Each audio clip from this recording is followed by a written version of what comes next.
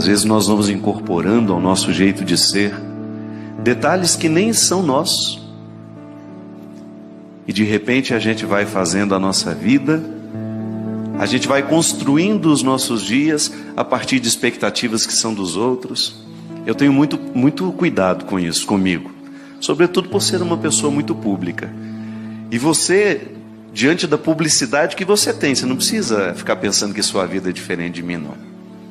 Mesmo você não aparecendo na televisão e não tendo muita gente prestando atenção na sua vida, se bem que as redes sociais todo mundo presta atenção o tempo todo, né? Acabou a vida privada. Mas é impressionante como às vezes nós passamos a ser vítimas e reféns daquilo que os outros imaginam de nós. É muito triste quando você percebe que você está pautando a sua verdade pessoal a partir das expectativas dos outros. Isso pode acontecer dentro do casamento. Muitas vezes uma pessoa pode abrir mão de ser quem ela é, porque ela vive para poder cumprir as expectativas que o outro alimentou. Por isso que o namoro precisa ser um tempo de muitas decepções. Porque o que é a decepção? É aquele momento em que você percebe que o outro não é aquilo que você imaginou. Eu acho profundamente libertador quando alguém fala: Padre Fábio, eu estou tão decepcionada. Que bom, minha filha. Então agora podemos ser amigos de verdade.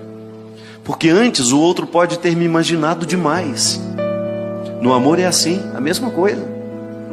Volto a dizer, você nas instâncias que são suas, eu não sei o tanto que você é conhecido na sua cidade, no seu bairro, na sua rua, mas você é conhecido de alguns. E você corre o risco de guardar e de manter coisas na sua personalidade que nem pertencem a você, que foram colocados por outros. Eu gosto muito da experiência que Jesus nos fala no Evangelho de Mateus, uma parábola que ele utiliza-se de um exemplo do campo, porque Jesus era um homem simples, ele não falava de filosofia. Paulo fala filosoficamente. O apóstolo Paulo, quando você pega os escritos dele nas cartas, você tem ali um intelectual falando. Jesus poderia até ter essa capacidade intelectual, mas ele falava de maneira simples. Porque a missão de Paulo é diferente da missão de Jesus. Paulo tem o grande objetivo de tornar Jesus conhecido no meio daqueles que não acreditavam. Então ele precisava das rebuscações, intelectuais para poder para convencer aqueles que estavam ouvindo, para que pudesse dar a ele uma credibilidade. Jesus é muito direto. Ele fala de maneira muito simples, porque o grande desejo dele é tocar e transformar o coração de quem o escuta. Então você vai ver em muitos momentos Jesus utilizando-se de exemplos da vida do campo, porque ele falava com lavradores, ele falava com pescadores, e essas pessoas só podiam entender se ele falasse assim, com essa simplicidade. Mas essa simplicidade é de uma profundidade que ainda hoje continua nos falando. Deus nos fala com a voz que a gente sabe ouvir. Ele não vai falar com você a partir de uma linguagem que lhe é diferente, não. Sempre que Deus quer falar comigo, Ele fala a partir da linguagem que eu entendo. Ele vai utilizar-se de todos os recursos que são próprios da minha alma. Então, se você gosta de arte, é natural que Deus vá se revelar de maneira muito especial a você através da arte. Se você é muito religioso, Deus vai ter facilidade de se manifestar na sua vida através da religião. É por isso que a gente precisa ter muita paciência com aqueles que não vivem igual a gente, que não escutam a mesma voz que nós escutamos. Fica tranquilo, mais cedo ou mais tarde Deus falará com aquela pessoa com a linguagem que ela sabe ouvir. Porque o grande desejo de Deus é comunicar-se a todos nós. Você como pai, você não precisa falar linguagens diferentes lá na sua casa? Você como mãe, tem 5 filhos, dá para falar igual com todo mundo? Não. Seria uma tolice da sua parte querer falar com todos os seus filhos utilizando-se da mesma linguagem. Você fala de um jeito que o seu filho, aquele específico, entenda, porque é seu desejo comunicar-se. Por isso que é bom a gente observar o outro, porque lá você vai com um jeitinho que vai facilitar a palavra cair no coração dele. Quando eu falo a palavra, é o dia a dia. Não estou falando só da palavra de Deus, não. Às vezes você precisa dar um conselho para uma pessoa, você sabe que aquela pessoa está necessitada daquele conselho, mas se você chegar com os recursos errados, como diz a própria palavra, Sagrada Escritura, é jogar pérolas aos porcos. Não que o outro seja um porco. Não. É que às vezes o espaço, a maneira como nós escolhemos fazer é porca. É precioso o que eu preciso dizer, mas se eu digo com arrogância, você nem presta atenção no que eu estou dizendo, não? Eu particularmente tenho muita dificuldade de prestar atenção num arrogante. Pode estar falando a coisa mais verdadeira do mundo, aquilo não me toca. Se você procurar no Evangelho alguma palavra que seja contrária à sua felicidade, você pode me apresentá-la. Não. Toda e qualquer palavra dita por Jesus é sempre favorável ao crescimento daqueles que escutam. Até quando essa palavra é mais dura. Porque você também, como mãe, sabe que apesar de todo o amor que você tem pelo seu filho, a palavra dura faz parte do processo educativo. Não tem como você amar o seu filho e educá-lo sem a palavra dura de vez em quando. Mas aí você encontra o formato certo para dizer a palavra dura.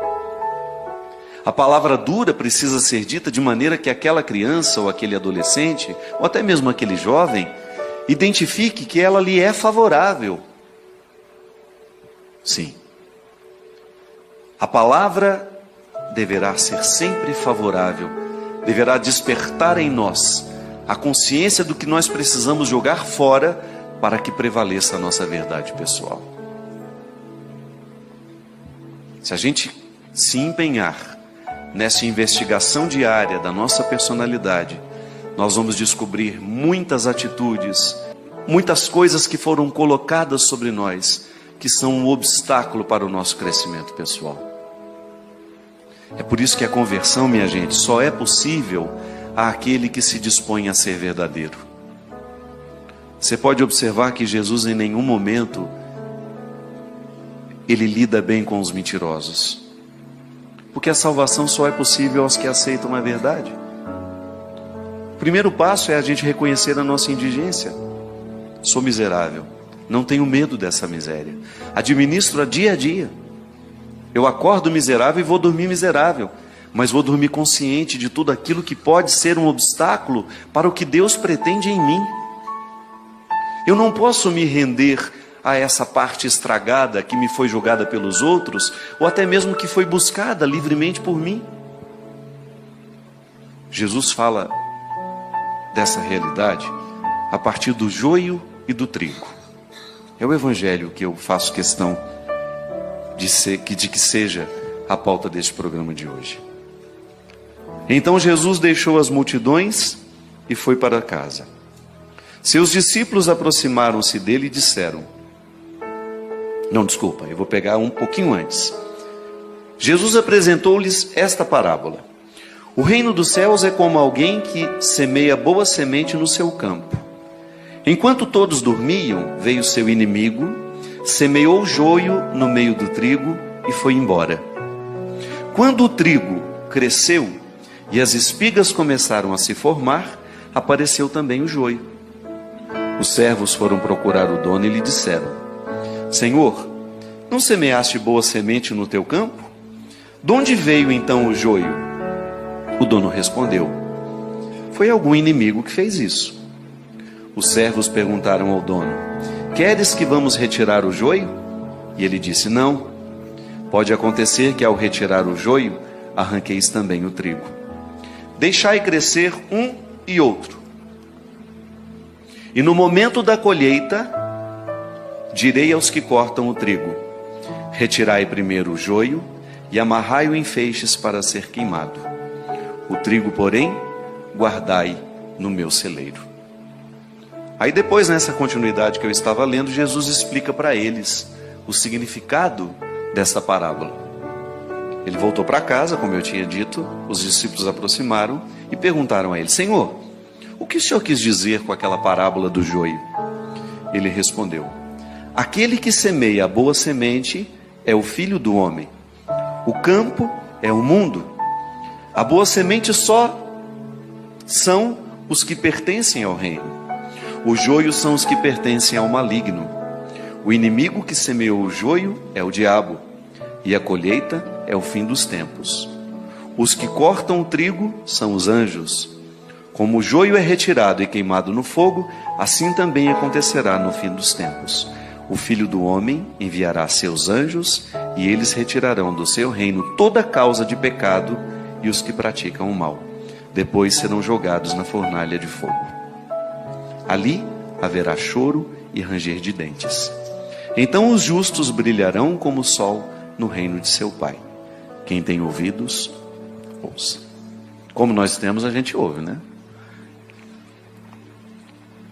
Eu sempre gosto de pensar que o fim dos tempos para nós é hoje. Eu tenho todo o direito de acreditar as minhas esperanças escatológicas. Bonito isso. Eu pensar que eu viverei um juízo final. Ótimo. Mas eu preciso fazer diariamente a experiência da volta do Filho do Homem na minha vida. O verdadeiro cristianismo consiste em nós vivermos diariamente este impacto da palavra de Deus em nós. Não posso esperar para o futuro, minha gente. Ou eu vivo este encontro final com o Senhor hoje, ou eu vou sempre adiando as minhas transformações. Porque o meu cristianismo, quando levado a sério, ele me coloca na pauta do dia tudo aquilo que em mim precisa ser comparado com ele. Eu não posso negligenciar a minha oportunidade de ser parecido com Jesus. Você já me ouviu falar muitas vezes isso. Eu gosto de mudar um pouco essa chave, para a gente ressignificar a nossa pertença religiosa. A religião não deve ser uma obrigação para nós. Eu sei que você cresceu aprendendo que era obrigação ir à missa, confessar-se uma vez por ano. Eu sei que você cresceu aprendendo que o jejum é obrigação. Tudo foi obrigação na nossa vida, quando o assunto era religião. Esqueça isso. Apague isso. Cada vez que eu vou participar da Eucaristia, eu estou manifestando publicamente o meu direito de receber a vida de Cristo em mim. Não é porque eu sou obrigado a ir, não. Obrigação é um conceito muito frágil para ser sustentado nos dias de hoje, onde as pessoas têm tanta consciência de liberdade. Isso pode ter funcionado no tempo dos nossos avós, que subjugavam a vontade de seus pais, de seus superiores. Não, quanto mais livre vai se tornando uma pessoa, menor é a sua necessidade de obrigações. Quanto mais livre o coração se torna, menos você quer obrigações, você quer direitos. É igual a cidadania. Eu não jogo lixo na rua porque alguém está me observando e depois vai me punir. Não, não é por isso não. É porque eu tenho consciência que eu sou cuidador daquele lugar e eu tenho o direito de que ele permaneça limpo. Modifica, é uma chave que modifica dentro de nós. Eu quero ser parecido com Jesus. Quero sim. No meu modo de pensar, no meu modo de agir, no meu modo de ser, no meu modo de falar. Porque eu já concluí, a vida me fez concluir, que quanto mais parecido eu sou com Ele, quanto mais eu faço as escolhas que Ele fez, quanto mais eu penso como Ele pensou, maior é a oportunidade que eu tenho de potencializar aquilo que Deus me deu humanamente falando. Aí a gente ganha, você ganha, eu ganho. Por isso, cada vez que eu vou dormir sem ter feito o meu juízo final, que você pode chamar do que você quiser. Todo homem, toda mulher que leva a sério o seu cristianismo, precisa fazer o seu juízo final antes de dormir. Como foi que eu vivi hoje? Como foi que eu tratei as pessoas? O que eu escolhi hoje? O que eu vi? o que eu ouvir? Quais foram as escolhas que determinaram hoje o meu jeito de ser? Aí você está fazendo o que Jesus falou, dando uma olhada no campo da sua vida, na seara da sua vida, e identificando onde é que está o joio, que é aquilo que pode ser favorável ao seu crescimento humano, e onde... O joio não, né? Desculpe-me, é o contrário. Ainda bem que você estava atento e me olhou assim. Onde é que está o trigo? Tudo aquilo que é bom em você. Quantas pessoas semeiam trigo na sua vida? Hoje, por exemplo, muita gente pode ter semeado trigo na sua vida. Em mim, muitos. Um sorriso bonito que nos oferece é um trigo que cai no nosso canteiro.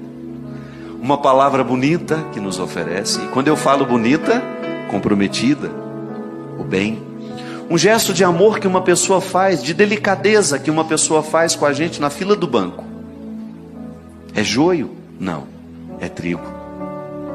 Aí você faz a leitura da seara e você pensa: hoje tudo isso foi semeado em mim para me tornar um campo fértil.